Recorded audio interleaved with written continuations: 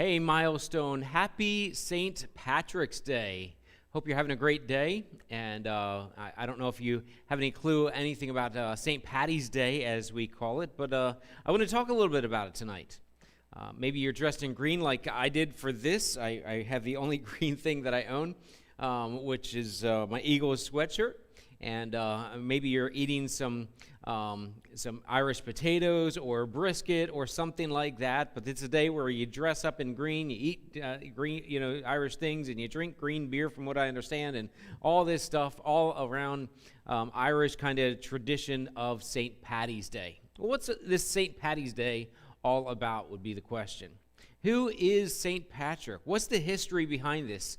Maybe you already know this, and maybe this will be a repeat, a reminder, or maybe you don't. So let me just kind of go back and review a little bit about this. And I'm not a great historian, but I gathered a little bit of information for tonight just to be able to highlight some things about this person who is kind of named as Patrick. But that's not his real name. Do you realize that? His real name is, I wrote it down, not a common name, Mywin Succat, something like that. And he was not born in Ireland. He is not from Ireland in any kind of way. He's not Irish. He was born in Rome of Britain, and he lived in the 4th, 5th century. He died March 17th, 461. And so that's why we celebrate this on this day. So who is he? Well, he's born, and it's about 16 years old. He was captured and taken as a slave into Ireland and was there for about 6 years as a slave, as a shepherd. Well, he escaped out of that and wasn't good at escaping.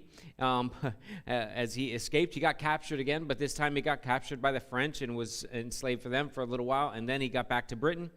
But during that time, it's noted about him, the best I could read and understand, he understood who Jesus was and accepted Jesus Christ and began to follow him. And so that's the kind of backstory about him being in Ireland, and then he gets to France and then back to Britain. Well, once he's back in Britain, he's understanding who Jesus is and realizing that he really wants to go back to Ireland to tell them about Jesus. Because it's noted that there's no gospel presence, there's nothing known about Jesus, there was no Christian, as we call it, presence there in Ireland at that time. And so he went back. He went back to Ireland and brought Jesus and the gospel back to people, but while he was there, at first they totally dismissed and did not want to hear it, and so he kind of got out of there. It was a hostile environment, went to some islands around there and began to share who Jesus was and gained a following, and then eventually went back into Ireland. And from what I read about him, he had led many people to follow Jesus and planted about 300 churches while he was there. Pretty significant. And so really, St. Patty's Day, as we call it, is about this guy who is not a canonized saint. It was not a Catholic kind of thing, from what I fully understand there. But it was this guy that brought Christianity to Ireland in the very beginning there. And so it wasn't noted immediately, but it was really about 1,200 years later that they began to notice or bring this up as something to be noted and remembered. And so St. Patty's Day became something in the 1700s, and then it got brought over to America, and so we celebrate St. Patty's Day. Not St. Patrick's Day, it's St. Patty's, Paddy''S, as we call it. But this is pretty cool stuff, in my opinion. That this day is a day we celebrate what I'll call a missionary to Ireland.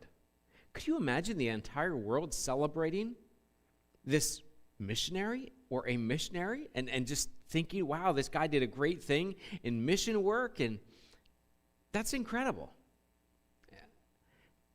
I wonder, who brought Jesus to you, and do you celebrate that? For me, the person that brought Jesus to me, certainly I was raised in a Christian home, so I knew who Jesus was.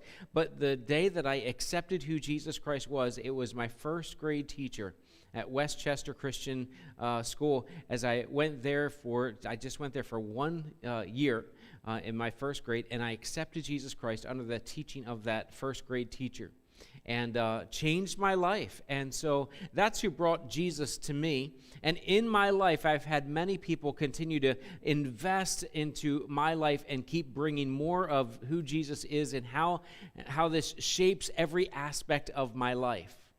I wonder, who brought Jesus to you? What day would you celebrate as the day that this is the day that they brought Jesus to me?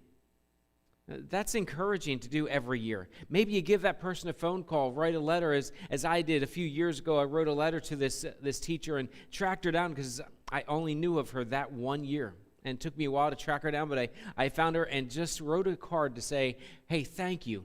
Your investment in me in first grade has really done some significant things. And she wrote back to me this card and just said thank you and appreciated the encouragement there. But maybe you need to encourage someone and let them know, hey, thank you for your investment in my life, in bringing Jesus to me. And then second question, who are you bringing Jesus to? Who are you bringing Jesus to? And maybe you don't know enough about Jesus, you say, or maybe you're concerned you might get tricked up and not be able to say the right things. And let me just tell you about the very first missionary as I see this person in the Bible. The very first missionary is noted in John chapter 4, is the person that Jesus was telling himself all about too. The disciples and Jesus went into this area called Samaria, and they stopped at this well. Jesus says, I need to go into Samaria. He goes to this area that was not where Jewish people went. There was a major divide racially there, and so he said, I'm going anyway. They go to this well, and there's this woman there. And he introduces himself to her. And you can follow the whole dialogue in John chapter 4. But then at the end of the dialogue, her eyes are open to who Jesus is. She accepts Jesus, and her first action is to go back to the town and tell the town all about Jesus. And it says there in John chapter 4, verse 39, many Samaritans from that town believed in him, in Jesus, because of the woman's testimony. She's the first missionary to go in. She knew very little. She didn't have any college training. She didn't go to a seminar. She didn't read any books. She didn't have a pastor teaching. She just knew this guy, this Jesus. He's the true Messiah. He's the one to follow.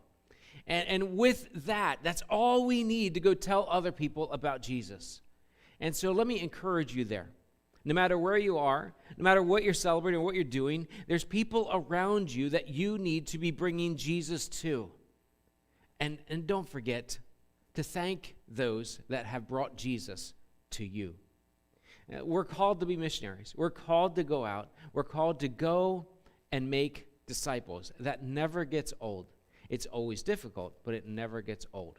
And so let me encourage you for that today on this St. Patrick's Day here in 2021, that you would be a missionary and that your life would be all known about being a blessing to others and bringing the gospel, bringing Jesus Christ to them. Hey, thanks so much for joining me tonight. Hope you have a good rest of the week. Look forward to seeing you on Sunday. Love you, church. Take care.